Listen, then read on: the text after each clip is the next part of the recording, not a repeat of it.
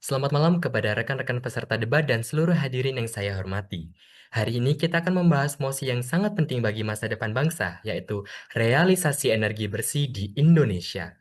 Krisis iklim kini bukan sekadar hanya isu global, melainkan kenyataan yang kita rasakan bersama. Suhu bumi meningkat, cuaca tidak menentu, dan bencana alam terjadi semakin sering. Salah satu penyebab utamanya adalah penggunaan energi fosil yang masih mendominasi kehidupan manusia. Oleh karena itu, dunia kini bergerak menuju energi bersih sebagai solusi untuk masa depan. Indonesia sebagai bagian dari komunitas global turut berkomitmen melalui Perjanjian Paris untuk mencapai net zero emission pada tahun 2060. Langkah ini menjadi bagian penting dalam mewujudkan visi Indonesia Emas tahun 2045. Sebuah masa di mana Indonesia diharapkan tumbuh menjadi negara maju yang berdaulat dan berkelanjutan. Namun, perjalanan menuju energi bersih tidaklah mudah. Ketergantungan kita terhadap batu bara dan bahan bakar fosil masih lebih tinggi, sementara kebutuhan energi terus meningkat seiring dengan pertumbuhan ekonomi dan populasi. Tantangannya jelas, bagaimana Indonesia bisa memastikan transisi energi berjalan adil, realistis, dan tetap menjaga ketahanan nasional. Energi bersih bukan hanya tentang teknologi yang baru, tetapi juga tentang perubahan cara pandang.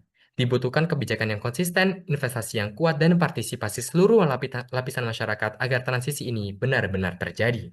Energi harus menjadi pondasi pembangunan yang bukan hanya mendorong ekonomi, tetapi juga menjaga lingkungan untuk generasi yang akan mendatang.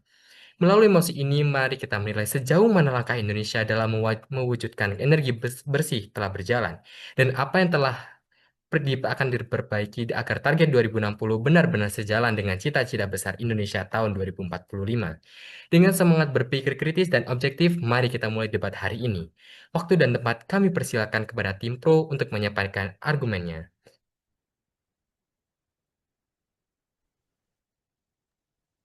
Baik, terima kasih atas kesempatan yang diberikan oleh Bang Agus. Di sini saya sebagai tim pro, perkenalkan nama saya Stefan Sinaga. Menurut saya, transisi energi di Indonesia memiliki dasar yang hukum.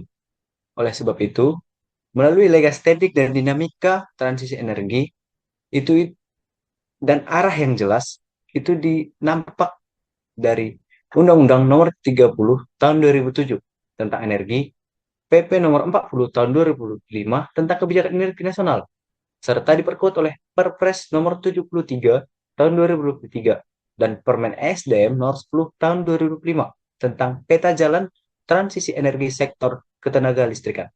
Kerangka ini menunjukkan komitmen pemerintah terhadap Paris Agreement and Nationally Determined Contribution atau NDC melalui upaya pengembangan energi baru terbarukan atau EBT.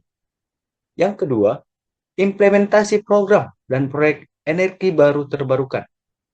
Melalui proyek realisasi ini di berbagai sektor, seperti energi surya, melalui PLTS Terapung Cirata yang berada di Jawa Barat, program PLTS atau 2024 sampai 2025, serta dedesialisasi wilayah terpencil menjadi PLTS melalui energi angin seperti PLTB tanah laut yang berada di Kalsel, melalui energi panas bumi yang berada di PLTP Sorik Marapi Ijen, Salak Minari, Dieng, dan Ulumbu, melalui energi hidro seperti Uper Cisokan, Pampet Stroke di Jabar, dan energi bioenergi dan bahan bakar terbarukan yang berada di Mandatory Biodiesel B40 and Sustainable Aviation Fuel.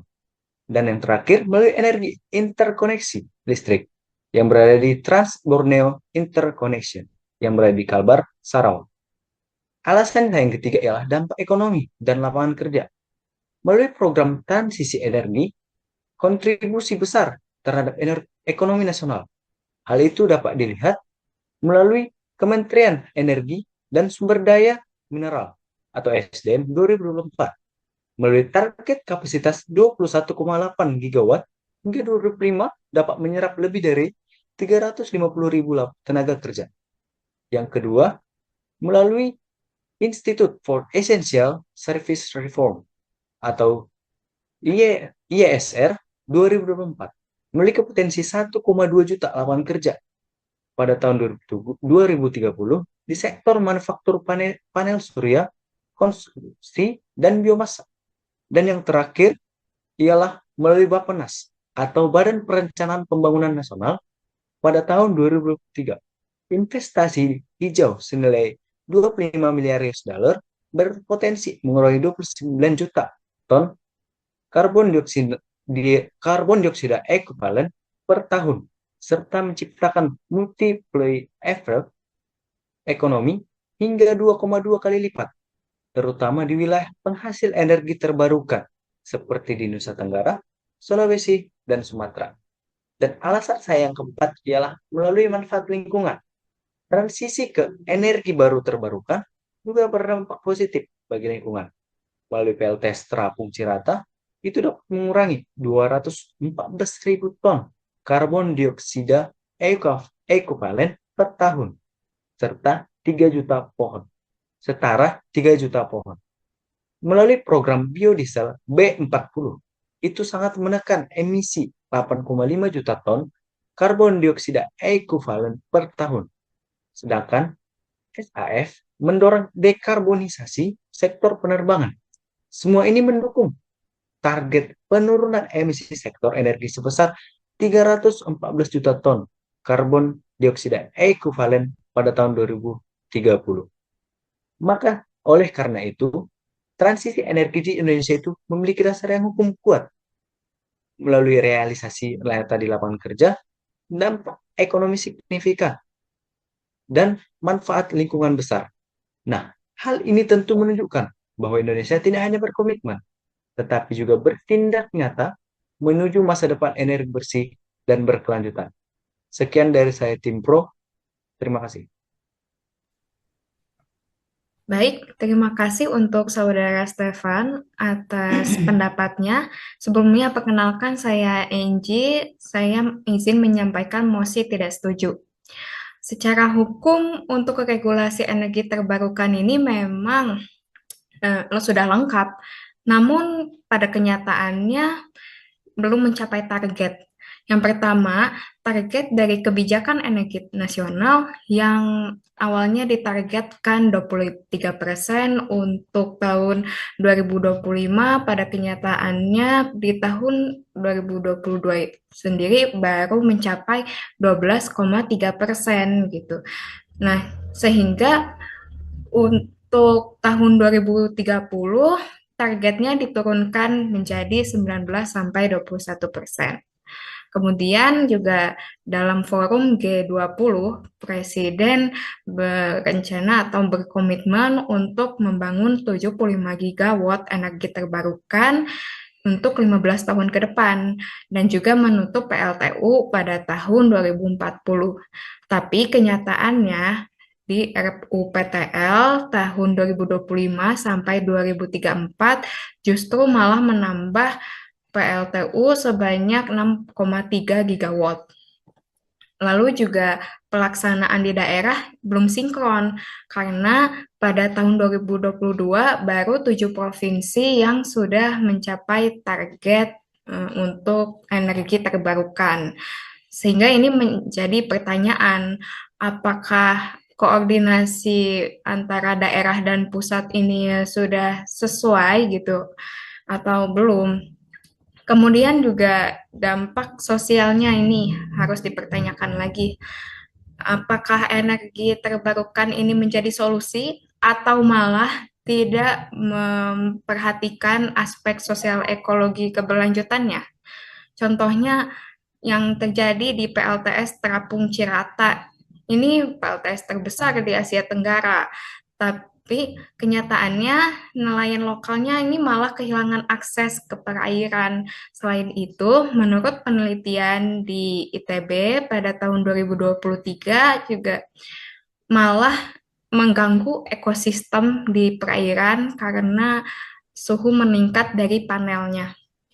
Kemudian, dari program dedeselisasi di Maluku dan di Papua ini justru menimbulkan bentrok di Maluku dan di Papua karena ini belum dapat persetujuan dari masyarakat sekitar gitu.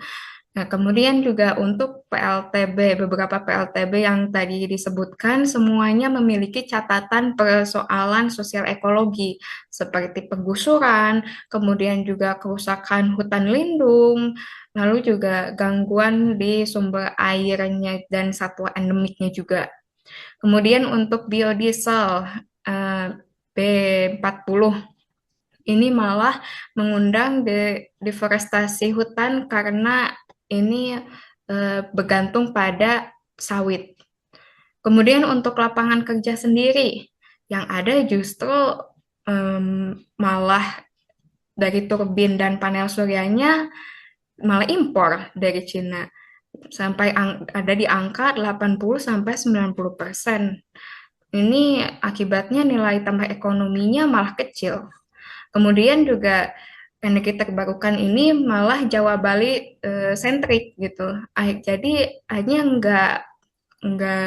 tidak setara gitu dengan daerah yang lain. Kemudian juga yang paling penting ini banyak masyarakat yang masih bergantung pada pertambangan batu bara yang akibatnya ada ketimpangan antara daerah pertambangan dan juga kota yang mendapatkan manfaatnya. Nah, jadi singkatnya transisi energi terbarukan ini apakah sudah memperhatikan sektor sosial ekologi keberlanjutannya atau justru malah diabaikan? Mungkin sekian pendapat dari saya. Terima kasih. Hadirin yang saya hormati, dari perdebatan yang kita dengarkan hari ini, jelas bahwa realisasi energi bersih di Indonesia merupakan langkah penting sekaligus tantangan besar bagi bangsa. Tim Pro menegaskan bahwa pemerintah telah memiliki dasar hukum dan peta jalan yang kuat, mulai dari Undang-Undang Energi hingga Peraturan Presiden dan Peraturan Menteri terbaru. Berbagai proyek seperti PLTS Cirata, PLTB Tanah Laut, dan kebijakan biodiesel menunjukkan bukti nyata bahwa transisi energi sedang berjalan. Selain menurunkan emisi, langkah ini juga membuka peluang ekonomi dan lapangan kerja yang baru. Namun, beda hal dengan tim kontra, dengan tegas mengingatkan bahwa di balik kemajuan tersebut masih terdapat banyak hambatan yang perlu diakui. Target bauran energi terbarukan yang belum tercapai, ketidaksinkronan kebijakan antara pusat dan daerah, serta dampak sosial dan lingkungan dari beberapa proyek menjadi tantangan yang serius. Realisasi energi bersih akan sulit tercapai jika pelaksanaannya tidak disertai pengawasan, transparansi, dan keadilan bagi masyarakat yang terdampak. Melalui dua pandangan ini, kita memahami bahwa keberhasilan transisi energi tidak hanya diukur dari beberapa banyak proyek yang dibangun, tapi dari seberapa manfaatnya yang dapat dirasakan secara adil dan berkelanjutan. Energi bersih seharusnya menjadi fondasi bagi Indonesia Emas 2045 dan net emission zero pada tahun 2060 sebagai negara yang maju secara ekonomi, kuat secara energi, dan tetap menjaga kelestarian lingkungannya. Semoga gagasan dan argumen yang telah dipaparkan hari ini dapat menjadi refleksi bagi kita semua dalam membangun Indonesia yang mandiri energi, berdaya saing, dan berkeadilan.